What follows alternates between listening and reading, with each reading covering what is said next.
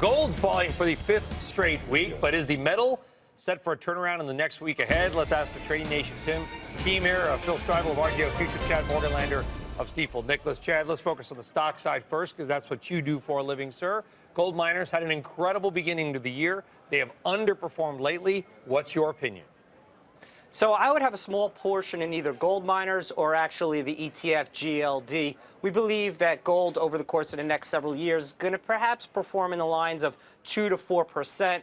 We've reduced our exposure to gold, so we're roughly, with a balanced portfolio, we're roughly about a 5% allocation at this point in time. We think it's a good diversifier in a portfolio that has equities as well as fixed income, but we're not looking for a tremendous rally within gold over the next several years.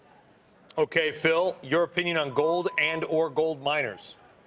Yeah, well, if you look at gold, I mean, it's down 9% in the last 30 days, but it is up 8% on the year, so it has performed quite well just on average. But if you look at the fundamentals, it should continue to face a little bit more of long liquidation coming into next week, where we got the Fed most likely going to raise interest rates. We've also got a lot of that infrastructure spending and tax cuts set by the policies with Trump, so people are quite optimistic on the economy as a general. So two things could occur here in the next week. We'll see the dollar index continue to break out to the upside on that rising interest rate hike. If that scenario occurs, gold prices would most likely come under pressure. So what you'd need to do is you would need to have an inverse currency to the dollar in order to hedge things out. You'd have to short the euro currency along with your long gold position. If you do see the dollar index finally start to pull back, then your gold position would start to rally. So you got to have a strategy coming into next week into that interest rate hike that we'll most likely see. That's right. Don't forget about the Fed next week. Phil, thank you. Chad, thank you.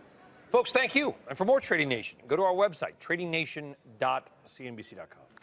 Some traders believe they need to be smarter than the market to make money. The challenge is that the trend is reality. It represents the collective actions of all market participants. When the broad market is heading higher or moving lower, so are most of the stocks in it. Rather than bucking the trend, acknowledge the direction of the overall market and plan your trades accordingly. Hey there, thanks for checking out CNBC on YouTube. Be sure to subscribe to stay up to date on all of the day's biggest stories. You can also click on any of the videos around me to watch the latest from CNBC. Thanks for watching.